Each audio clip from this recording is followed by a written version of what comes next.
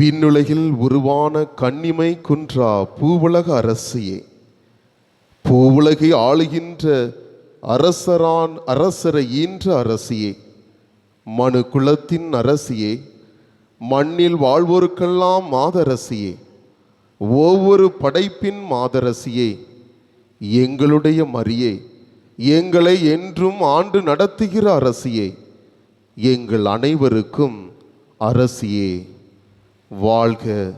மரியே வாழ்க.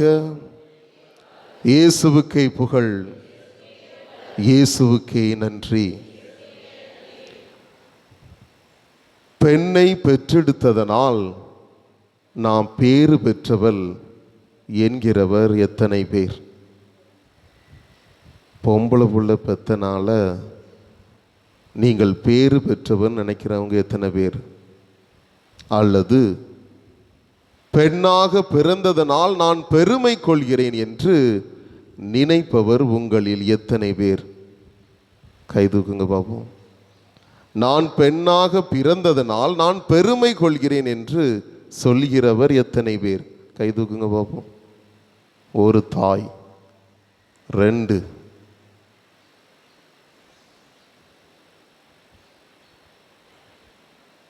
அப்போ கஷ்டங்காலம்தான், வீட்டில் கஷ்டமாக தான் இருக்குது. பார்த்துக்கிறேங்கப்பா. உங்களுடைய மனைவி, தாய் பிறந்ததனால் மகிழ்ச்சி கொள்ளவில்லை என்றால் இன்றாவது மகிழ்ச்சி கொள்ளுங்கள். சாதாரண பெண் அல்ல நீ, மாறாக அசாதாரண பெண் என்பதை உணருங்கள். அன்பு தாய்மார்களே, தங்கைகளே, அக்காமார்களே, நீங்கள் சாதாரண பெண் அல்ல, மாறாக அசாதாரண பெண். கலிலேயாவில் நாசரேத்து என்னும் ஊரில் சாதாரண பெண்ணாக ஜெனித்தவள் தான் மரியாள். ஆனால் அழைக்கப்பட்டோரோ பலர், ஆனால் வாழ்த்தப்பட்டோரோ சிலர். சாதாரண பெண்ணாக பிறந்த அன்னை மரியாள் இந்த உலகத்தையே ஆளுகின்ற இருதய அரசருக்கு தாயாக ஆனதனால் இங்கே நமக்கு பாதுகாவலியாக, ராஜகண்ணியாக, உலகத்துக்கே அரசியாக, தாயாக என்று இருக்கிறாள் என்றால் அவர் வாழ்ந்த வாழ்க்கை அப்படி. தொடக்கம் முதல் இறுதி வரை அவமானங்களோ துன்பங்களோ அதையெல்லாம் இதயத்தில் தாங்கிவிட்டு தன் உதரத்தில் சுமந்த மகனை சிலுவையில் தொங்கிய பொழுதும் உள்ளத்தில் இருத்திவிட்டு இருந்ததனால் ஆகஸ்ட் 8ஆம் தேதி, மன்னிக்கவும் 15ஆம் தேதி அன்னை மரியாள் விண்ணரசுக்கு எடுத்துக்கொள்ளப்பட்டது வெறுமனே எடுத்துக்கொள்ளப்பட்டதல்ல, முடிசூட்டப்படுவதற்காக. மண்ணுலகில் நீ வாழ்ந்த வாழ்க்கைக்கு நீர் பேருடையவள், பெண்களுக்குள் பிறந்தவர் நீர் ஆசி பெற்றவர் என்று கூறுகிறார். உங்களில் எத்தனை பேருக்கு ஆலிசன் ஃபெலிக்ஸ் கேள்விப்பட்டிருக்கீங்களா? அந்த பேரை ஸ்டூடெண்ட்ஸ், படித்தவங்க, பெண் பிள்ளைகள், ஆலிசன் ஃபெலிக்ஸ் கேள்விப்பட்டிருக்கீங்களா? கேள்விப்பட்டதில்லை. ஏற்கனவே ஒரு மறையுரையில் கூறியிருக்கிறேன். உசேன் போல்ட் என்னும் மின்னல் வேக மனிதன், தடகள வீரன். இவனது சாதனையை எந்த ஆண் மகனாலும் முறியடிக்கவே முடியாது என்று சொல்லப்பட்டவருக்கு இவருடைய சாதனையை, உலக சாதனையை முறியடித்தது யார் தெரியுமா? இன்னைக்கு வீட்டுக்கு போயிட்டு செல் இருந்தா ALLYSON,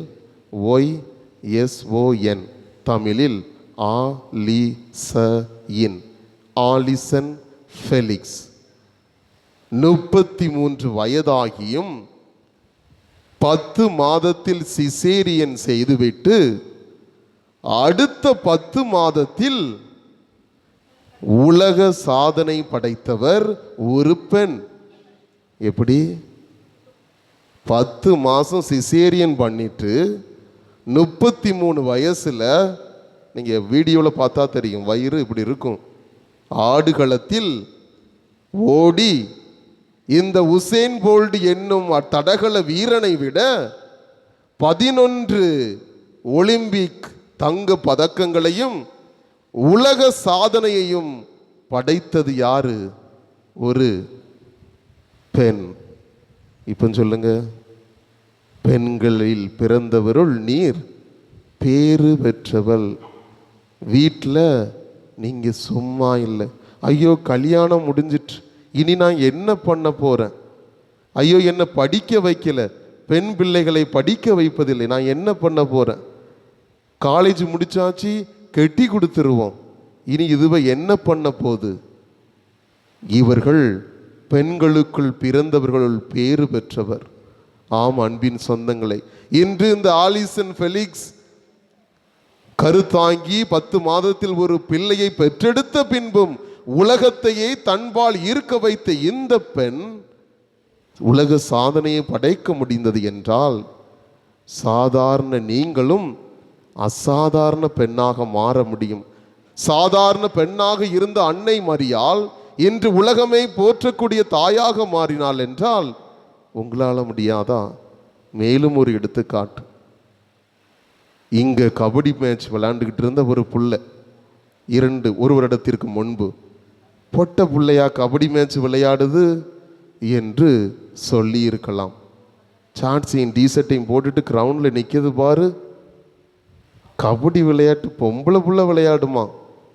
ஆனால் அவள் பெயர் ஜஸ்னி. அவள் பெயர் ஜஸ்னி. இன்று திருச்செந்தூரில் சிவந்தி ஆதித்தனார் பள்ளியில் கல்லூரியில் பிடி வாத்தியாராக படித்து கொண்டிருக்கிறார். பிடி வாத்தியராக, உடல் பயிற்சி ஆசிரியராக படித்து கொண்டிருக்கிறார். அதற்கு மூல காரணம் என்ன? 12ஆம் வகுப்பு படிக்கின்ற பொழுது இதே கிரவுண்டில் மற்ற ஆண்களுக்கு கண்களுக்கு முன்னில் சாட்சியின் டிஷர்ட்டையும் போட்டுட்டு கபடி விளையாண்ட ஒரு பெண், நம் ஊரை சார்ந்த அன்னை மரியாள். துணிவுமிக்க இன்று பல்கலைக்கழகத்திற்கு கபடி போட்டிக்காக சென்று கொண்டிருக்கிறார். நாளை இதே ஊரில் பிடி வாத்தியராக வர போகிறாள். ஆம் அன்பின் சொந்தங்களை, பெண்ணாக பிறந்ததற்கு பெருமிதம் கொள்ளுங்கள். நீங்களும் பேறு பெற்றவர்களை வெறுமனே வீட்டில் முடங்குவதற்கு அல்ல, இன்னும் ஒரு எதிர்பார்ப்புடன், ஒரு நம்பிக்கையுடன் ஒரு கேள்வியை வைக்கிறேன். இன்று ஊரை நடத்துகிறவர் ஆண் என்றால், குடும்பத்தை வழிநடத்துகிற உங்களுக்கு இந்த ஊரை நடத்த முடியாதா? புரிகிறதா? ஒரு குடும்பத்தை நல்ல முறையில் நடத்த முடிகிற உங்களுக்கு இந்த ஊர் தலைவியாக ஆக முடியாதா என்பதை சிந்தியுங்கள். ஆமென்.